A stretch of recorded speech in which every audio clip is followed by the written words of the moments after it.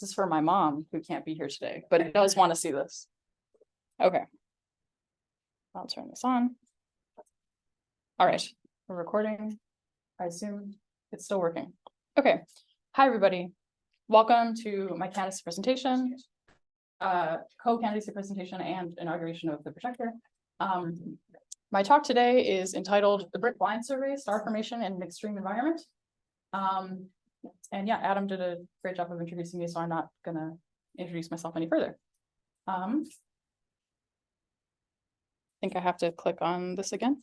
Okay, so I'm gonna start by doing a quick overview and introduction of sort of some star formation topics and some open questions in star formation. If you didn't know, I work in star formation.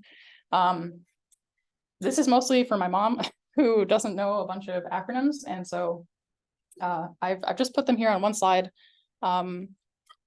sort of for the non-astronomers in the room, and just so that everyone is on the same page about what I'm talking about when I talk about these acronyms, because sometimes some of them can have complicated meanings.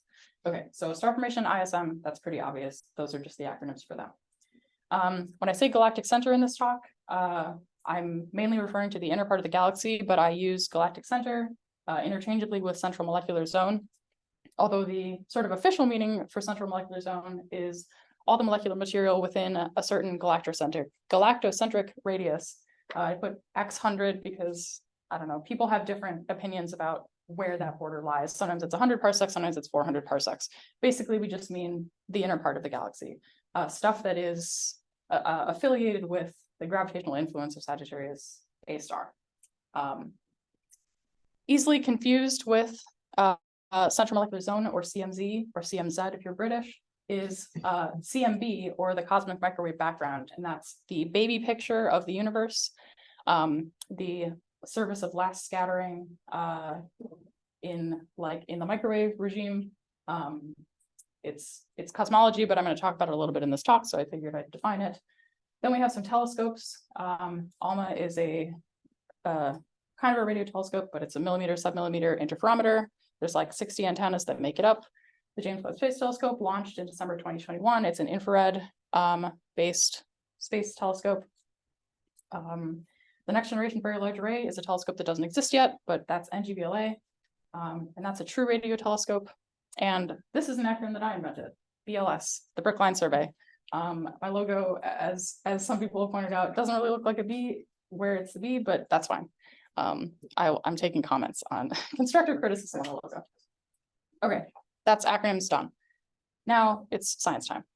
Okay, so like I said, I work in star formation, particularly in galactic center star formation, and I want to introduce some open questions in the field of galactic center star formation. The most basic question you can ask is, how do stars form in the galactic center? Is it different from how stars form elsewhere? Do you have simple gravitational collapse of material into stars? Are there different rules for what kind of gas can form stars? These are all excellent questions. People have tried to quantify rules that govern the way that stars form via these things called star formation relations. I'm showing in this top panel 2 different star formation relations. On the left-hand side is the Schmidt-Kennicut relation, or SK relation, or KS, depending on your subfield of astronomy. And that basically plots the total gas mass surface density in a galaxy against the star formation rate surface density in a galaxy, or a cloud. You can measure, you can plot clouds on this plot as well. So basically, it's found that there's sort of linear that turns into non-linear at low gas surface densities relation between the gas mass surface density and the star formation rate surface density for lots of Milky Way clouds and some extragalactic clouds and galaxies as well. And so there's a dashed line and a dotted line, and that's just 2 different ways of parameterizing this. The dashed line is total gas mass, and dotted line is just counting a molecular gas mass surface density. And we see the Milky Way is generally in agreement with these laws. So maybe from that we could say, well, gas in the CMZ forms stars the same way that it does in other places in the galaxy. However, this doesn't hold true for every single way to parameterize star formation.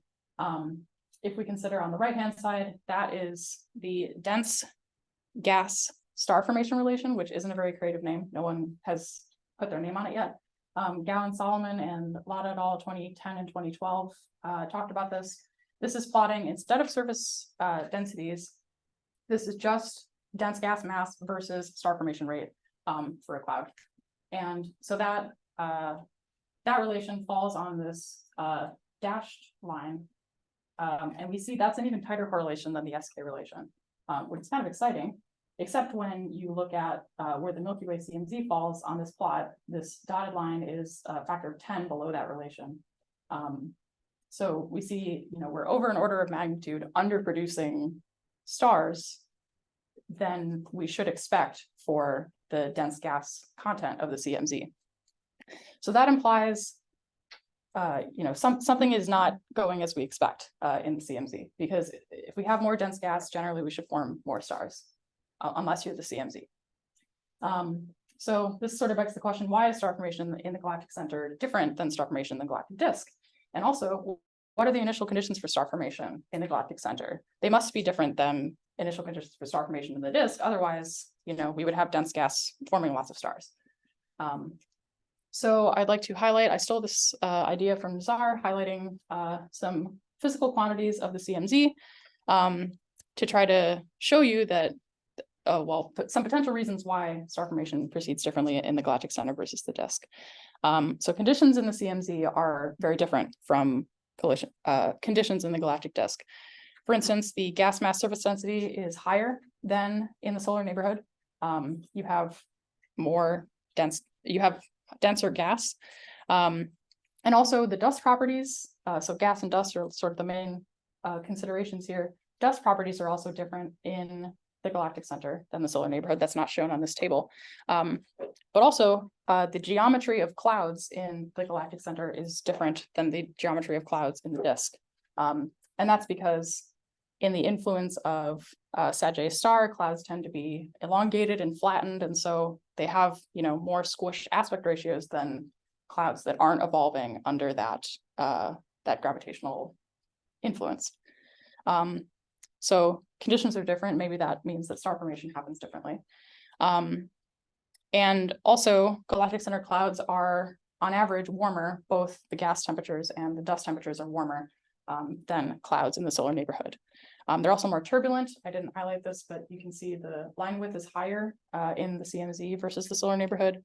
And as I'll talk about in the rest of my talk, galactic center clouds are also more chemically diverse than clouds in the solar neighborhood. Also, yes. When you talk about the difference in the turbulence and in the gas mass, what is the kind of ratio of the kinetic to potential energy there? Is that actually comparable to the other environments or not? That's a good question. Because that's kind of what finds it, the material, right, or something like that, right? Right. I mean, you still have bound clouds, but I'd have to get back to you on that. I don't know exactly what the ratio is. But thanks for your question. Okay, so yeah, I mentioned that all these things are different. I don't know the exact numbers for that, but that sort of begs another question of, so we know that all these parameters are different about the galactic center. How does that change star formation? What role do differences in chemistry, different turbulences, and different gas kinematics, what role do they play in galactic center star formation? So these changed parameters affect our ability to trace star formation and look for areas in which stars are forming. So if you're an astronomer and you want to find protostars in an embedded environment, you can't just look for point sources all the time. One thing you can do is use chemical tracers or chemical clocks, which are sort of signposts or markers for areas in which stars are forming. This plot on the bottom is showing typical dense gas tracers. So molecules that are present in areas where gas is very dense. And these are also usable dense gas tracers. I want to point out in particular N2H+, this is this one here. This is a really good tracer of very dense and very cold gas, because as you can see, it's present. This is the integrated intensity, so essentially like brightness versus density of molecular hydrogen, so gas density. That's column density, by the way. We see it's brightest at only very high densities, and it drops off the lower the lower density you get. This is because N2H plus is actually physically destroyed by CO when CO is in the gas phase. So it's only really present and bright in areas where CO is frozen out onto dust grains, which only happens when it's cold and very dense. So this is all good. This is from a survey done in the Perseus molecular cloud, which is local to us. And it would be so great if we could use these tracers to look for star formation in the galactic center. It would sure be a shame if they didn't work in the galactic center for one reason or another. And unfortunately, that is the case. By mass HCN, which is like, wow, I mean, this is debated. I'm looking at Desmond, but HCN, you know, a great dense gas tracer, great asterisk. In the galactic center is actually associated by mass mostly with non-star forming gas. If you try to look at shock tracers like SIO in the galactic center, they're not just associated with high velocity shock gas, they're associated with gas at all velocities, which is a shame, because how do we find, you know, protostars and shocks and blah, blah, blah, when we can't use these tracers, which sort of in a non-direct way leads me to my last question. Why is the brick forming so few stars? The brick is a cloud that I'm going to talk about in a second in the galactic center, which is an outlier even among CMZ clouds, because it's barely forming any stars, despite the fact that it's one of the densest and most massive clouds in the CMZ and even in the Milky Way galaxy. Okay, so this is the brick. It is the topic of most of my thesis work. It is, well, yeah, you can debate over whether it looks like a brick or a bean or whatever. I think it's cool. It's called the brick because originally they thought it was like very, very dense. It is dense, but they thought there was nothing happening in it. It turns out there are stars forming in it, spoiler. But this is the brick in context with the rest of the galactic center, which you can also see here. The brick is like over here. It's kind of hard to see, but yeah, so the brick appears in absorption in 8 micron Spitzer images, and here is shown in mission at 250 microns Herschel. It is thought to be the first cloud in a series of clouds in the galactic center called the dust ridge, which is supposed to start with the brick, which is, you know, they think relatively unevolved, and end with Sagittarius B2, which is like the most active star forming region in the galactic center. But as I said, despite the brick's huge mass and density, it is described by some people, including Johnny Henshaw, as weakly star forming, because it only has one known site of active star formation traced by this circle. There's like 18 protostellar cores in that circle that were found in 2021. But before that, on a large scale, there is no signs that this cloud is forming stars at all. And in that way, it is exemplary of the CMZ. The CMZ, you know, generally a very dense place, but underperforming in star formation. Okay, so this is the topic of my thesis. I wanted to do some introduction there. Now I should probably tell you what I'm going to do for my thesis / what I have already done. In my thesis, I am going to use a multi-wavelength approach to study star formation in the brick to try to answer all those questions that I mentioned before about, you know, how does star formation work in the galactic center. So first, as an offshoot of our brick survey work that I'm going to tell you about, I recently published a discovery of a transition of the molecule methanol undergoing this process called dazing, which you've heard me talk about a lot, but I'm going to talk about a little bit today. That's going to be paper 1. Well, it is paper 1 already. Then for the second paper, that will be the seminal paper, first paper of the brick line survey project. And the goal there is to produce a catalog of all molecular transitions in our pointing, which is that same pointing that I showed on the picture of the brick a second ago, as well as LT modeling results for best fit parameters for the molecules in that data set. And I will talk about more what we're going to use that catalog for in a second. But first paper 3 is we also happen to get James Webb Space Telescope data on the brick. So paper 3 is going to be a catalog of all 26 micron point sources, which hopefully some of them will be young stellar objects in and around the brick. And then paper 4 is going to be a follow-up to the first brick line survey paper, which is taking the catalog we built in paper 1 and using it to answer the question of which molecules are good tracers for star formation processes in the galactic center. Or that might change. That might be an ACES project, depending on how we feel at that point in my thesis. Because yeah, there's still some work to be done on that paper. But then, in theory, in May 2025 or 2026, I haven't decided, I will defend my thesis, and that's the fireworks. Okay, amazing. Now, let's talk about what I have done, the work I've done so far, and what I'm currently doing. I'm currently in my 4th year. I just started my 4th year. In the first 2 years of grad school, my first year was remote, and I was working remotely, living in Illinois with my parents, and I'm really glad I got to do that. It was a great time. During that time, I did the bulk of the data reduction work for the Brickline survey, which means so this is a survey with ALMA, which is an interferometer. I did much of the imaging work for this project during that time. I sort of introduced this already, but I'm gonna reintroduce it by saying we're using the brick to answer that question. I already said the question, I'm not gonna say it again. So basically, yeah, typical tracers for star formation processes don't work in the CMZ, but the brick is actually a pretty good target for looking for new tracers because it's actually relatively uncomplicated. If we tried to do something like this in Sagittarius B2, a very active star forming region, we'd have a really hard time. So this is what we're doing. This is a wideband spectral line survey covering ALMA bands, all of band 3, most of band 4, and half of band 6. And there's some statistics about it there if you're curious. As far as I know, it's simultaneously the most wideband and high spectral resolution survey of the CMZ, of anywhere in the CMZ. Some comparable surveys are of Sagittarius B2, but they don't cover the exact same bandwidth that we do, so we get possibly more molecules than them, but we'll see. The reason this site was chosen is because it has examples of four processes related to star formation that we're curious about, which are traditionally difficult to trace in the CMZ. Here we have shocked gas in this pointing. We have dense gas traced by HCN, sort of.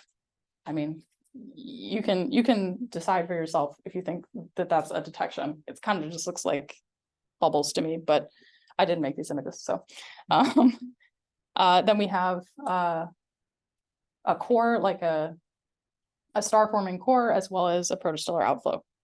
So yeah, the goal is to find new transitions that can be associated with each of the processes, which we can use elsewhere in the CMZ and in starburst galaxies to look for star formation.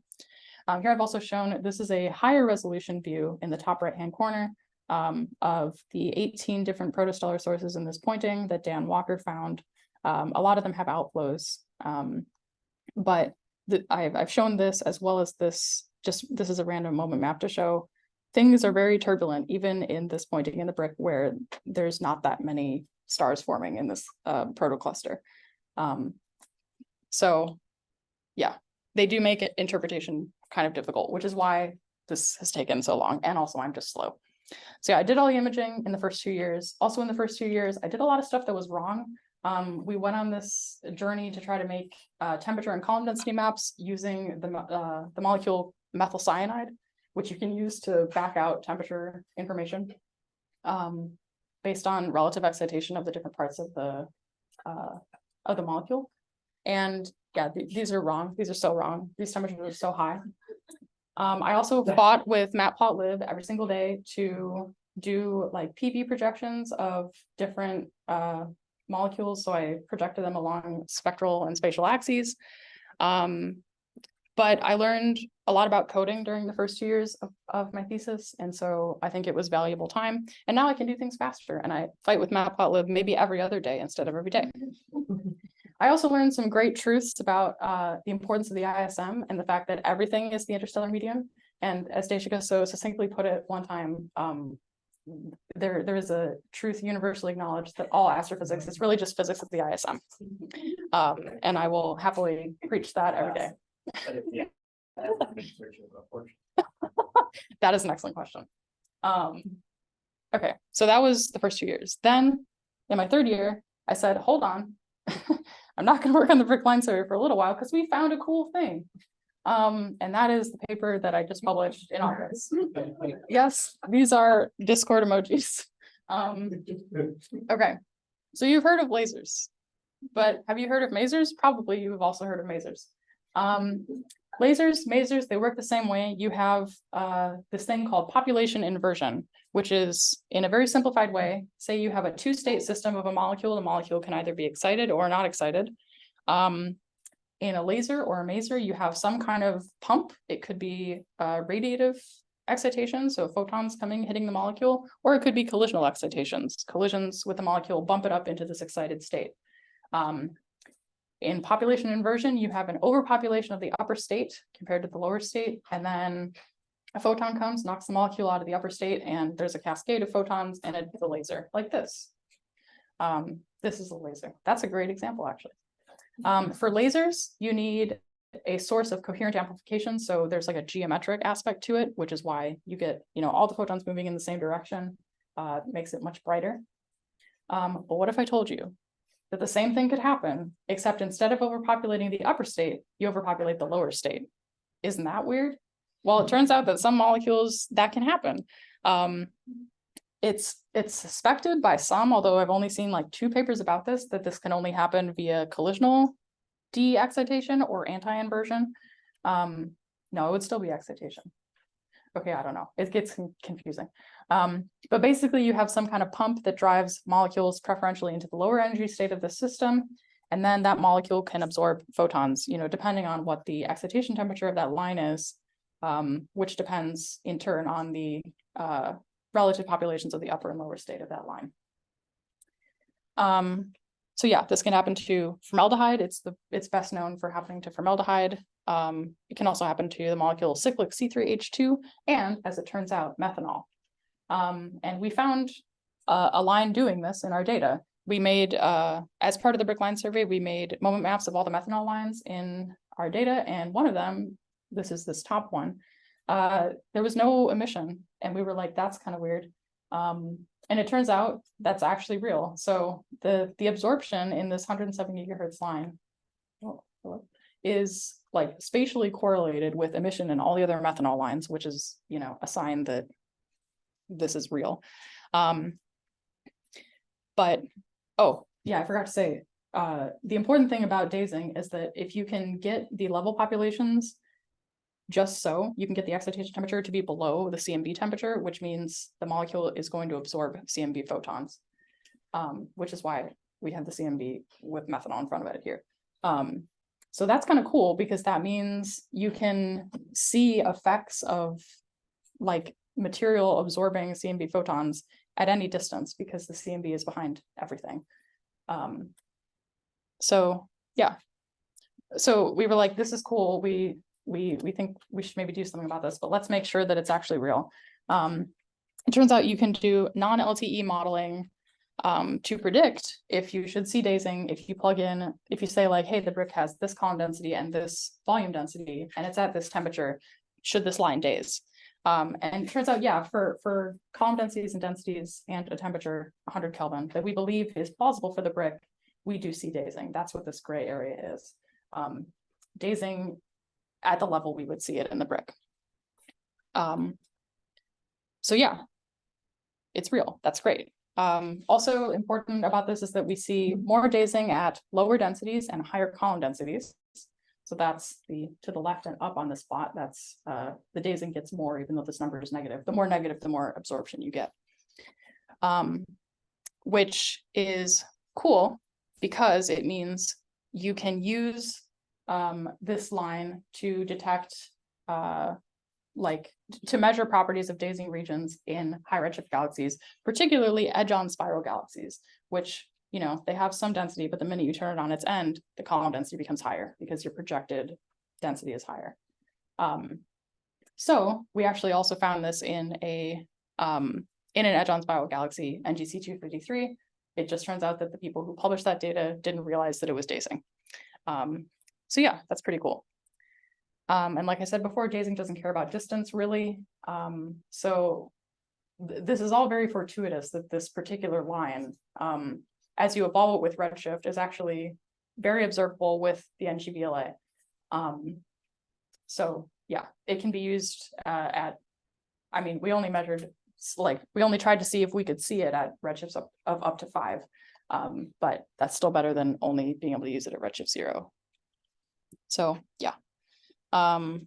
There's also 2 other methanol lines. That doesn't matter. There's 2 other methanol lines that we also expect to daze.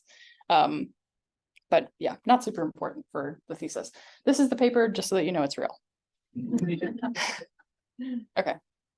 Back to the brick line survey, which I was working on originally and then took a break because we discovered this thing. The first paper in the BLS series will be focused on just making a catalog of spectra in the protostellar core that this is focused on. I think this is the most massive core in this pointing. And so the deliverables for the paper are a complete list of all the spectral lines present in the hot core. And then for each molecule that corresponds to the spectral lines, LTE modeling results for the best fit temperatures and column densities of each of the molecules just for the core. And the core here is traced by this band 3 continuum image. That's what the core looks like. I've also shown, this is the brick and our pointing in context with the brick. And this is like just an example of some diffuse gas. This is the same 108 gigahertz, 109 gigahertz methanol line from earlier. So yeah, I'm actually working with a high school student on this. He's helping out with the LTE modeling. We're learning the software together. The software is called XClass, and it is debated whether people like it or not. And yeah, so that's been kind of fun. Also, I'd like you to take a snapshot of this Spitzer view of the brick, because I'm going to show you a fancier version with web in a second. Okay, so that was what I've done so far and what I'm doing right now. How about the rest of the thesis? That's also pretty important. Okay, so this is what I have as paper 3, which is just because of fortuitous arrangement of the brick and also this other cloud in the dust ridge sequence called cloud C, which is like nebulously one of these clouds. When you point NearCam on James Webb at the brick, MIRI hits cloud C and vice versa. And so when we were, it was cycle 1 James Webb, we were like, we should probably make a proposal. And then we were like, hey, we can do this cool thing. And then they were like, we will give you data. And we were like, that's amazing. So now we have twice as much data as we thought we were going to get. And another grad student, Savannah, is working on the data from Cloud C. So this is just the pointings. It's not super important. Here's some real James Webb data. Woohoo! I didn't do any of this yet. But yeah. So basically we have data using the longest wavelength filter on MIRI, which is at 25.5 microns. And the reason we have that is because we're looking for far infrared emission from deeply embedded YSOs. So YSOs that are, extincted greatly in the cloud that couldn't be seen previous to now. Steps to do this paper are, I need to reduce the MIRI data. As you can see, there is some pretty significant issues with background matching of the 4 subarray dithers, like that cover the brick. So we need to fix that. It's something with the pipeline probably. But once we have usable images, the next step is to build a catalog of all the 25.5 micron sources in the data. And then do a spectral classification of those sources to try to see, are any of them YSOs? I think that'll dovetail sort of nicely with Theo's work because he's doing a lot of like plugging YSOs into James Webb filters. And then there will be a discussion section depending on what the sources are. If none of them are YSOs, then none of them are YSOs. And we determined that we can't see YSOs, but if some of them are, then they will be, obviously. So yes. I also am showing here, this is the NearCam data on the brick, which Adam reduced and then subtracted all the stars from, and recently submitted to AppJ, I think AppJ. So yeah, okay, that's the brief James Webb like detour. back to the line survey. Line survey part 2 will be doing the actual answering of the question, you know, which transitions trace what physical processes, based on the catalog we built in part 1. And I've said this a million times, so I'll say it again. We want to associate new tracers with those ISM processes. And there's a lot of ways we could do that. And we have kind of debated this over the years of my grad school career so far. We could do this morphologically. We could do this with some kind of algorithm that, this is just the Wikipedia picture for what principal component analysis is, which is an algorithm that essentially takes variables, like takes a thing, plots it against 2 variables, and then tries to build groups based on that. So we can try to do something like that, but basically the steps of the 3rd paper will be, or the 4th paper, 3rd brick line survey project, will be to isolate different regions. So if the whole point is we want to trace the different regions, we need to define what those regions are. We already have the core region defined, but there is an outflow for this core. We just need a way to bound it. And there should also be, we need to make a template for shocked gas, and also dense gas. Then basically, you know, for the first brick line survey paper, we will have done spectral extraction on the core. Essentially, we're just going to repeat that on these other regions, and repeat the LTE modeling to get, you know, best fit temperatures and column densities. And then, you know, we don't even have to use an algorithm for this, but then we can by eye compare the spectral contents of the different regions. And we can say, you know, maybe there's more of this molecule in this region, or, you know, this transition of this molecule lights up really brightly in the shocked gas. And then, you know, we can make conclusions about that. Okay, this is what the brick line survey 3rd project would be if Alma let me have more time. We've applied 4 times to try to extend the brick line survey to more bandwidth and also to larger angular scales, but alas, we were unable to. I did want to show this figure though, because I spent a lot of time on it. And I think statistically, we spend a lot of time writing proposals as observational astronomers. And then when they don't go through, it's like, well, I spent a lot of time on this. So I figure I can spend 30 seconds showing you this beautiful rainbow figure. So yeah, but we're going to apply again for cycle 11, but we wouldn't get the data until 2025. So, you know, we'll see. Okay, here's my thesis timeline again. Whoa, I'm way shorter than I thought I was going to be. I still have more to talk about. But yeah, this is just a review of first paper is done. Second paper is like, I'll say 75% done. James Webb is at like 2%. And the last paper, we don't know yet. But yes, and then thesis nebulously in the future. I do want to take some time to cover other projects that I have worked on during my thesis so far and that I could work on as backup projects for that paper 4. And I'm going to start by talking about the ALMA CMZ Exploration Survey, or ACES, yet another acronym. So ACES is an ALMA large program that Adam is a PI for. It's in band 3. It's like, you know, covering part of band 3, and it's supposed to cover the entire CMZ with like 1.5 arcsecond angular resolution. So this is like, has great legacy value. Here's 2 important clouds in the CMZ. There are more, but I didn't want to label them. And yeah, there's a lot of stuff we could do with this. We don't have any, I don't have any project ideas for the 4th paper. But if I decide I want to fully abandon the brick line survey, we do have this as a backup of like a large compendium of data that can be used. And by the way, this is 12 meter, 7 meter, and total power data from ALMA all combined together. So really pretty and cool. And Dan Walker made this and I stole it from him. Okay, that's backup paper 4, and just, I've been sort of contributing to ACES a little bit. I contributed a little bit before the proposal was accepted in trying to figure out what the spectral setup should be. And I've done a little bit of the data analysis work. I'd like to get more into it, but the meetings are at 9 a.m., so it's hard for me. Another project that I worked on in my first 2 years was this one I've called Searching for OB Stars in the Brick. basically a previous paper presented this like kind of bubble structure or arc structure in the brick. And they said, maybe that's something, you know, it's a structure, maybe it's a bubble.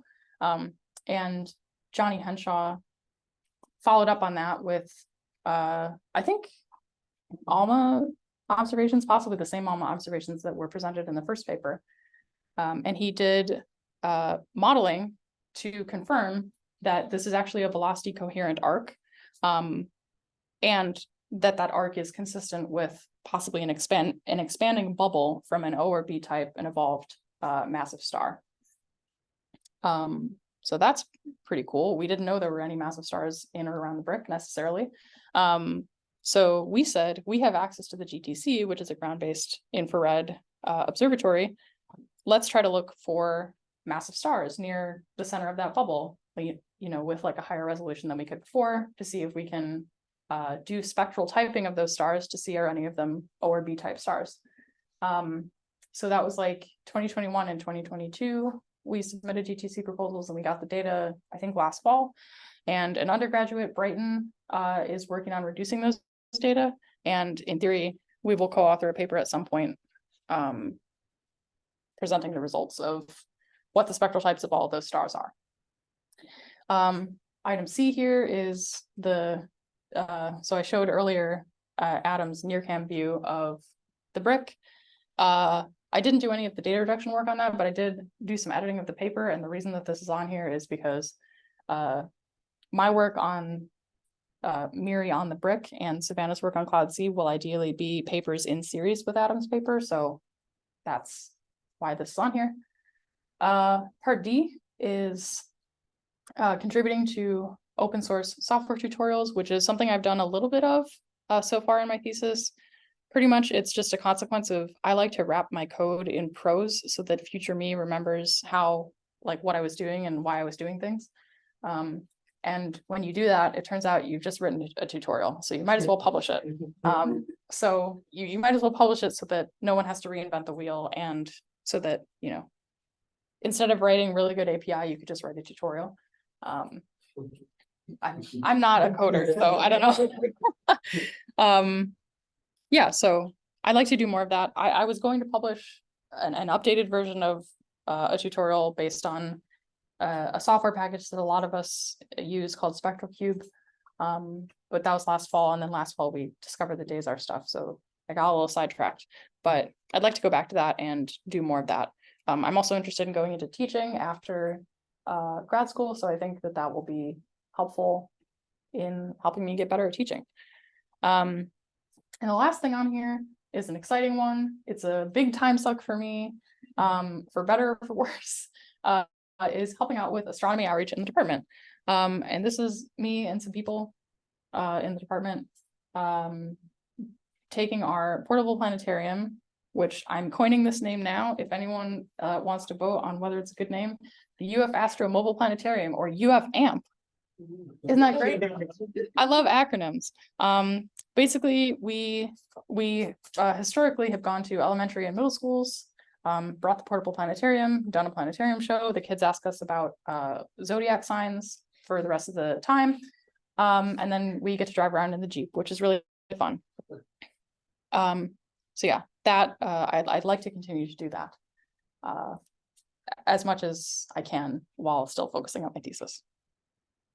And I think that's basically it.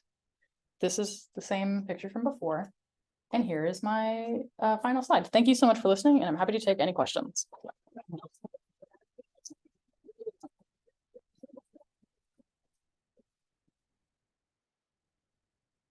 Questions from everybody? I'm going to stop recording, by the way.